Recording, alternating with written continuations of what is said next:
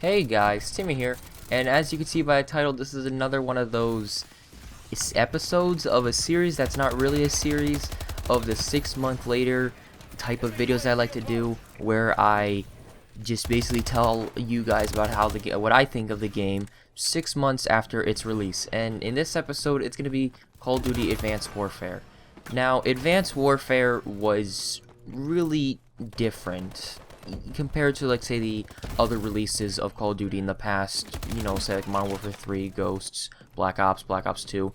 Advanced Warfare was very different with the whole exo movements and things like that, like the weapon variants. Things like that made it very different, and some of those things were really liked by the community, and some of the things were not really liked by the community. And especially one of the big things is the exosuits. And I know a lot of people really like the exosuits, but a lot of people have gone back to older Call of Duties because they don't like the exo movements. It makes the game much more random and stuff like that. And I can kind of agree with that. I think it's fun. Believe me, it was different and it was fun to play. But compared to, say, older Call of Duties, it feels very fast. And I'm not saying like a slow campy type of game is better, especially for Call of Duty, but it's too fast and the movements are too sporadic. It's still fun to play, but I don't think other Call of Duty should embrace it.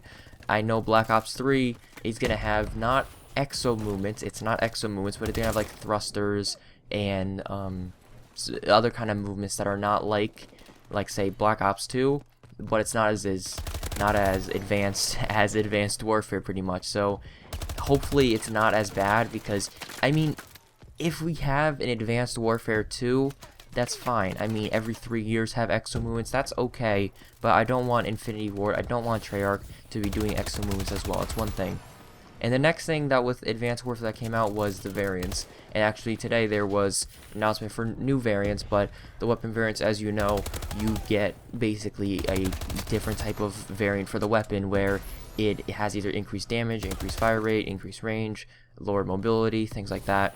Whatever, it's different types of like bonuses and negative parts for a weapon that you get from advanced supply drops, stuff like that. You already know, you've played the game. And I think variants could work in Black Ops 3, the next Infinity Ward game, whatever, but they will have to change them. I think variants worked well if they were like CSGO. In CSGO, you can open cases and you get skins for your guns. You get the really nice reds, you get the really nice pinks, really nice looking skins for your guns. But they're skins. They don't change the way the weapon works. They don't change the way the weapon fires, the way the weapon deals damage, things like that. They don't change that. And if Black Ops 3 does something like that, where you could open cases and put skins on your weapons, I think that'll be a lot better, because it was hard to balance, say, the BAL pretty much, when you have a variant that has a higher fire rate. So do you like reduce the fire rate of the variant? If you reduce the fire rate of the main gun, then the variant's going to be suffering as well. If you increase the damage of the main weapon, the variant's going to increase damage as well. Things like that. So it's really hard to balance. So if Black Ops 3 has variants that are just skins, because I imagine if you say, I don't know, in Black Ops 3, or let's say Black Ops 3 with like the Advanced Warfare weapons, for example, you open a case and you get a Inferno, a BAL Inferno, for example. No, it's a skin, but you have this really nice skin for your BAL, and it's like the Inferno. Everyone looks at it, it's like, wow, it looks cool, and it does look cool, but it doesn't. You're still balanced with everyone else. Everyone still has the same BAL. You can have the Speakeasy skin for your ASM1, but it's still the same ASM1 as everyone else. So I think that'd be a lot better. And I mean, the variants were fun to use. It definitely felt good when you got your Inferno, you got your Obsidian Steed, you got your Speakeasy, or you got anything else, you got your Insanity, for example. When you got those variants, it felt good because they were much better. Some of them were even some of the best guns in the game, but compared to, say, someone who didn't have the variants, they were definitely at a disadvantage. So if the variants were just like skins, that'd be one thing that'd be really cool. So yeah, Advanced Warfare, 6 months later. I gave off a couple reasons that I think things were changed and things that should be changed. But was it a bad game? No, I think it was different. It was definitely different compared to other Call of Duties. It's maybe I don't think people will go back to it, especially with Black Ops 3. I think everyone has faith in Treyarch, and I just really don't think anyone's gonna go back to Advanced Warfare.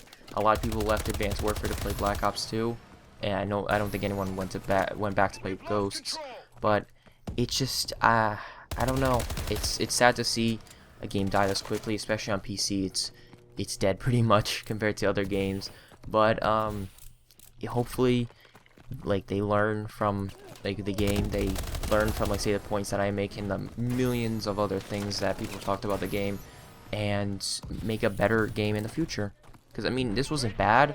Just definitely 6 months later, we definitely see the glaring issues and the things that we just don't like, and in the future have a better game, right? So let's look forward to that. Let's look forward to Black Ops 3. It's gonna be really fun. But yeah, 6 months later, Advanced Warfare, it's not bad. It's just we're already tired of it, pretty much, just like in the COD cycle. So yeah, guys, hope you enjoyed this video. Don't forget to leave a like, subscribe, all that stuff, and I'll see you all next time.